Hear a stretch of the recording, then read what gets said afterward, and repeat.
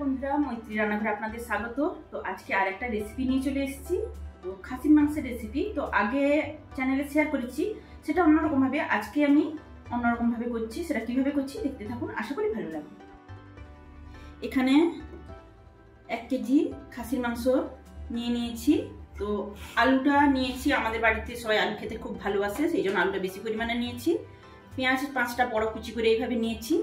আদার paste 2 চামচ নিয়েছি, রসুনের পেস্ট 2 চামচ নিয়েছি। এখানে টক দই নিয়েছি 2 টেবিল চামচ।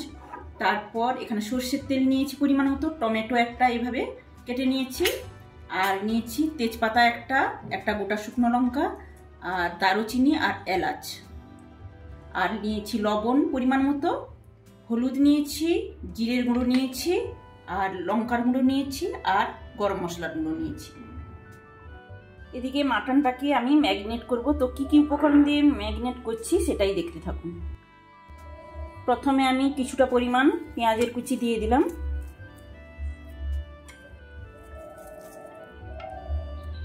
তারপর আদার পেস্টটা দিয়ে দিচ্ছি।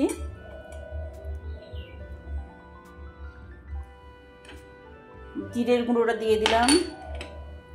হলুদের গুঁড়ো পরিমাণ মতো দিয়ে দিচ্ছি। এবার লঙ্কার গুঁড়োটাও দিয়ে দিলাম।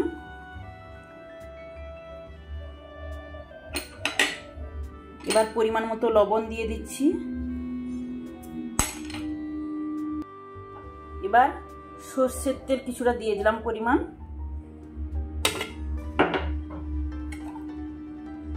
আর টক দইটা দিয়ে দিচ্ছি। এবার এই সমস্ত আমি ম্যারিনেট করে নেব।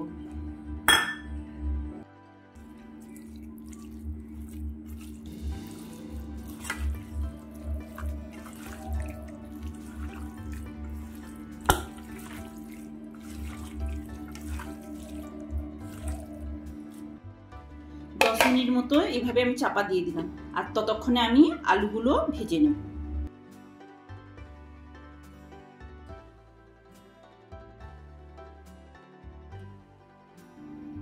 তো কড়াইতে তেল দিয়ে দিয়েছি, আঁচ তো জ্বালিয়ে দিয়েছি, দেখেছেন। তো এখন তেলটা একটু চারদিকে একটু ছড়িয়ে নেব। তো তেলটা গরম হয়ে গেছে, এবার আলুগুলো আমি দিয়ে দিচ্ছি কড়াইয়ের মধ্যে।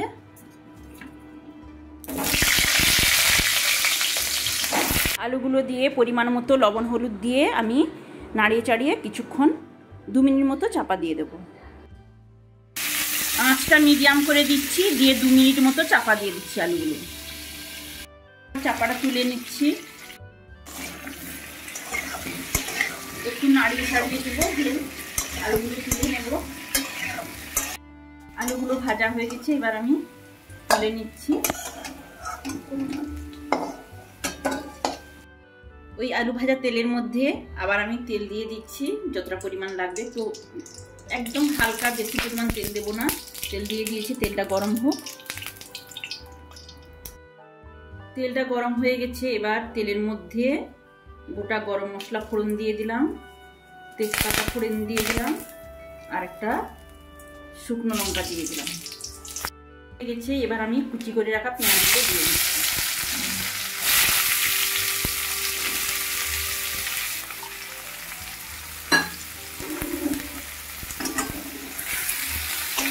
পেঁয়াজটা একটু ভাজা ভাজা হয়ে যাবে, লাল লাল করে আমি ভেজে নেব মিডিয়াম আঁচে।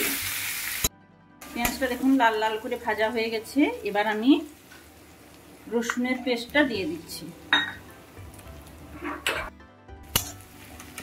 মিডিয়াম আঁচে রসুনটাকেও আমি একটু ভেজে নেব। রসুনটা ভাজা হয়ে গেছে, এবার আমি 2 মিনিট মতো নাড়িয়ে চাড়িয়ে ভেজে নিলাম রসুনটা। এবার টমেটোটা দিয়ে দিচ্ছি।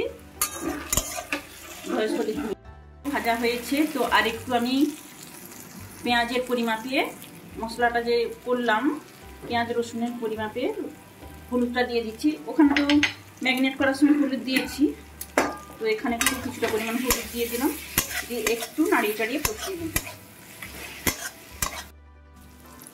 তো পেঁয়াজ, টমেটো, হলুদ সমস্ত মশলা যা যা দিয়েছি এতে সমস্ত ভাজা হয়ে গেছে। এবার আমি মাটনটা দিয়ে দিচ্ছি।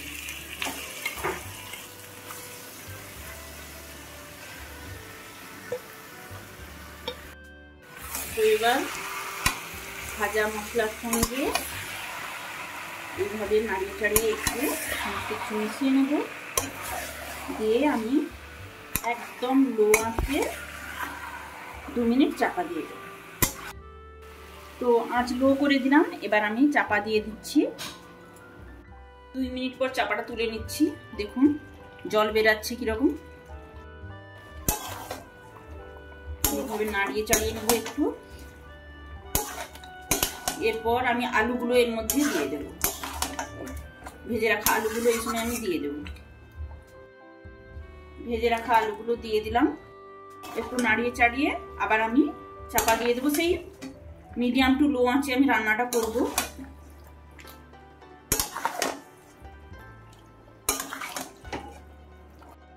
মিনিট পর চাপাটা তুলে নিচ্ছি, দেখুন কতটা জল বেরাচ্ছে।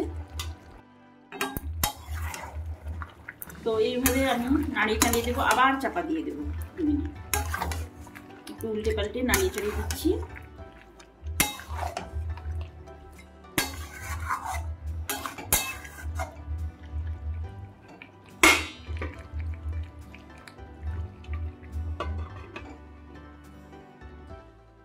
তো চাপা তুলে নিলাম,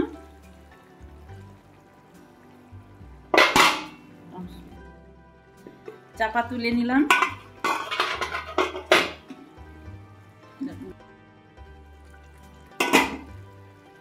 তো মাঝে মাঝে এইভাবে চাপা তুলে উল্টে পাল্টে নিয়েছি। আমার মাটনটা দেখুন সেদ্ধ হয়ে গেছে, এবার আমি জল দিয়ে দেব।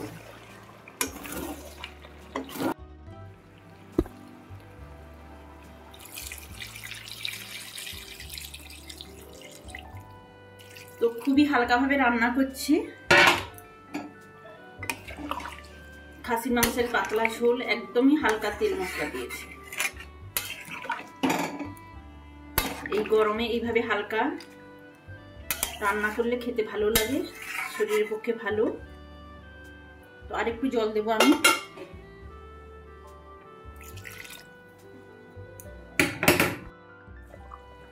এই দেখুন ঝোলটা ফুটছে, আঁচটা একদম কমিয়ে দিলাম। তো এইভাবে 2-3 মিনিট কমানো আছে থাক। তো হয়ে এসছে প্রায়, সেদ্ধ তো হয়ে গেছে মাটনটা। সেই ভাপ মানে ঢাকা চাপা দিয়ে যে ভাপ দিয়েছিলাম তখনই সেদ্ধ হয়ে গেছে, তো কষিয়েছিলাম। এখন এই যে আঁচটা কমিয়ে দিলাম।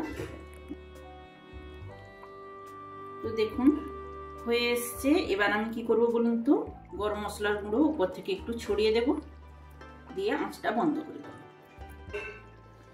মাটনের এইভাবে পাতলা ঝোল খেতে দারুণ লাগে এই গরমে, বিশেষ করে এইভাবে পাতলা ঝোল। আমি তো এইভাবে বানাই, আপনাদের কেমন লাগলো রেসিপিটা কমেন্টের মাধ্যমে জানাবেন। তো আঁচটা এবার আমি অফ করে দিচ্ছি।